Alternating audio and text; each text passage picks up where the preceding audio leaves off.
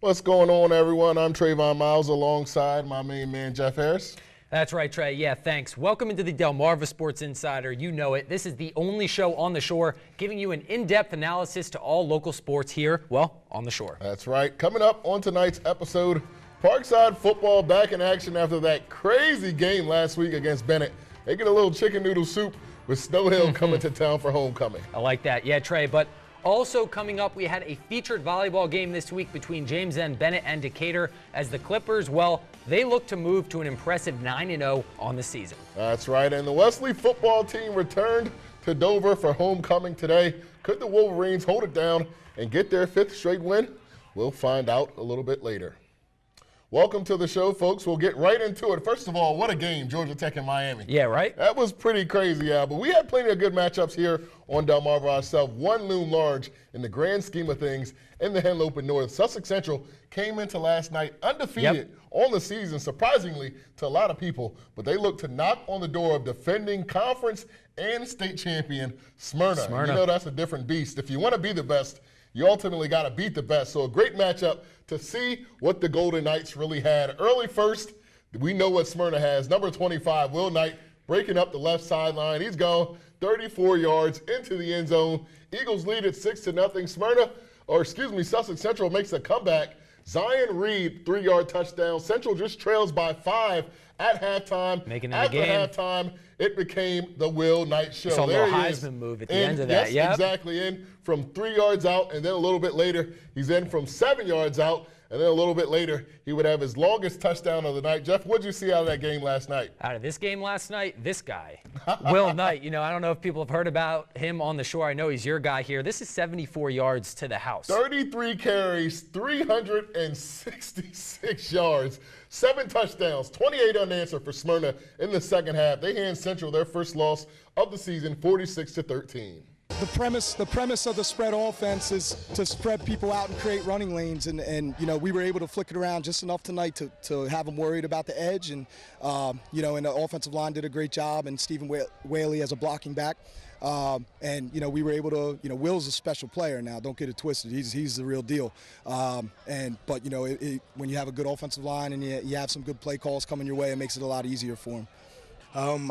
I have to start with getting into the offensive line and the receiver core, going out and blocking and giving it they all as we continue to drive the ball down the field. And I wouldn't be able to do that without the offensive line and receiver core. So I give them all props. It's a blessing, but I'll never settle for anything. I'll enjoy myself for the night, and then I'll get right back to work on Saturday to better myself and see how I can better myself and my team as well.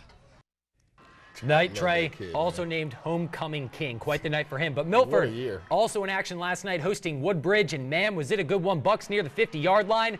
And it's the little guy, David Bauman, breaks off the 48-yard run down to the 3, setting up the Wildcat formation. Check out that shot. Bauman going to keep it and find the end zone, becoming Milford's all-time touchdown leader. Milford going up 7-0 in the first. Now, we're going to fast forward to the fourth quarter right before the end of the game with Woodbridge at the 1-yard line knocking on the door. Jamin Kane gets the handoff, but Trey, he's stuffed trying to break through the middle. Milford goes on to win 20-6, breaking the Blue Raiders' 18-game win streak. That is nuts. Sussex Tech taking on Dover.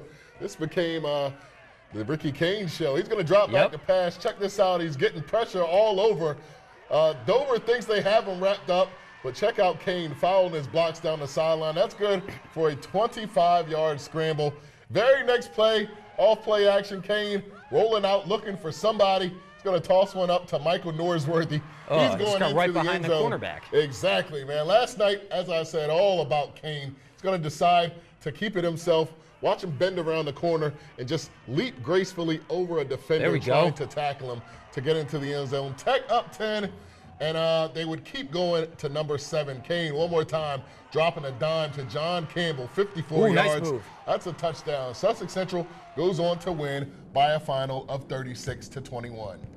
And some more other scores around the Henlopen Conference to get to you. CR goes to Lewis and comes out with a 21-point impressive victory over Cape Henlopen. The surprise of the week is Seaford winning their first Henlopen game, get this, since 2012. 5 years since they won a Henlopen game. They beat Indian River 32-20. Delmar, of course, takes care of business against Lake Forest, and the Polytech Panthers now have more wins this season than they did the last 2 combined as they beat the Laurel Bulldogs. Now, Trey, the Parkside Rams, they trekked into this week coming off that heartbreaking loss to Bennett last week. We all know about Stephen Oscar's 51-yard field goal just a week ago. They look to get back on track against Snow Hill, so kind of a good team to try and pick up a win against. I would say so. Homecoming matchup for the Rams this week, and they look to come out and dance. Niall Oji gets things going for the home team. He takes this one down the sideline and thunders his way in from 66 yards out for the Rams touchdown. Helps playing Snow Hill. Yeah. Andrew Smith would also get it done through the air. Check this out, finding Tyler Paulson, who pretty much left wide open in the end zone. Big Tyler would add 2 more scores on the night. Snow Hill, they would try to get something going in this one. On a slant, A. Monty Allen hauls one in and extends the ball past the pylon for the Snow Hill touchdown. But that would pretty much be the only positive drive, Trey, for Snow Hill's offense. The Rams' defense, tough all night long. Big hit there by Elijah Bivens. Parkside, they go on to win this one big, 59-7. Nice way to rebound after last week's collapse against Bennett. We came out and we had to refocus ourselves and just go back to work. I mean, you know, football happens. That's the game. You know, there's games that happen all over the world or all over America, and somebody comes out a winner and a loser every week. So we went back to work on Monday. That's what we do. We got Decatur next week. You know, they got some big guys up front, so I know that we've got to get ourselves prepared.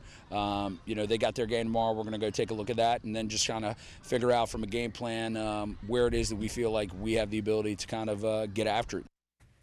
The Easton Warriors coming to town in Berlin to take on Decatur for homecoming. Seahawks getting on the board first. You know, it really wasn't much of a game when there's a field goal to lead the highlights off. There we go. But we got to give John Ford, a senior, his credit on the 26-yard touchdown. Easton trying to shake something up. Now, they fumbled the ball. It was a wet night. I'm not sure why they try to reverse. But that was being recovered by Justin Mangianello. His fumble recovery would lead to this Tajim Woodland 3-yard touchdown. Decatur's defense was on point all night. They get their second shutout of the season as the Seahawks get an impressive 17-0 win at home.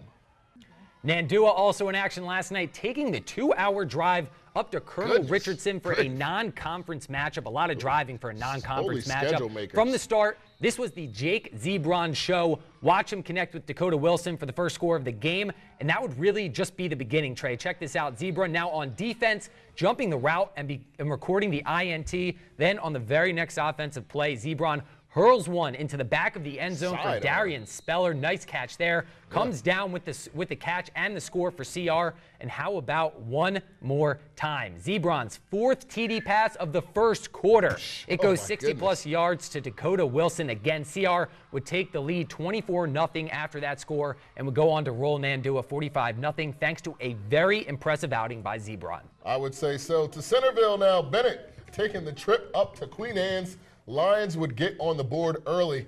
First score of the game goes to Cyrus McGowan on the quarterback keeper. He's going to put Queen Anne's up 7-0 at the half. Bennett goes into halftime, tries to regroup. They come out firing. Joey Blake going to find Takai Davis on the slant. He's gone. He's going to the crib. Ties the game up at 7. But Bennett would kind of slow down a little bit in the second half. Some costly mistakes, including this one right here. The fumble would be recovered by Cole Gunter. Queen Anne's would go on from there to score 21 unanswered. They take this one by a final of 28-7. Cambridge rolling out the powder blue throwbacks for homecoming. There we go. But after this game, Trey, they might want to throw them back in the closet. Pick things up in the first quarter. Sylvans Modestein back in action, breaking through the line and forcing the fumble as Dominic Bailey falls on it for the score. Cambridge, though, would look to answer back. Jimmy Schultz going to get behind the defense for a 32-yard score. Y-High, though, would still lead by 1, 8-7, and from there, the Indians would exert their will. We hear this name often, Ronnie Satchel, with one of his 2 scores right there on the night. And this was just the kind of night for Y-High, just a great night for them offensively. Cambridge, their defense. Cambridge was asleep, man. Khalil Evans throws one up to a wide-open TJ Collins for another score. Check this score out. You're going to like this, Trey. Y-High goes on to top Cambridge 30-15. Not saying anything. And some other, just a smile, that's all you need. Some other scores, though, from around Maryland last night. North Carolina absolutely rolling Kent County 61-0 as the Bulldogs improved to 7-0 on the season. They remain perfect. Kent County, yeah, we say the score there. Not too great. Also, Kent Island taking on undefeated Oakdale, 20th ranked Oakdale in Frederick County. Strong effort by the Bucks. However, they fall for the first time this season, 49-27, moving to 6-1 on the year.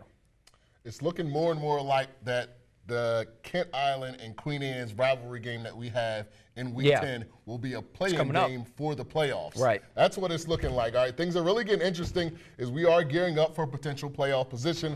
But we got to take a quick break. Coming up, we go through the week that was in the other sports, giving you the best of the best right after the break. My name is William Knight, Smyrna running back, and you're watching Delmarva Sports Insider.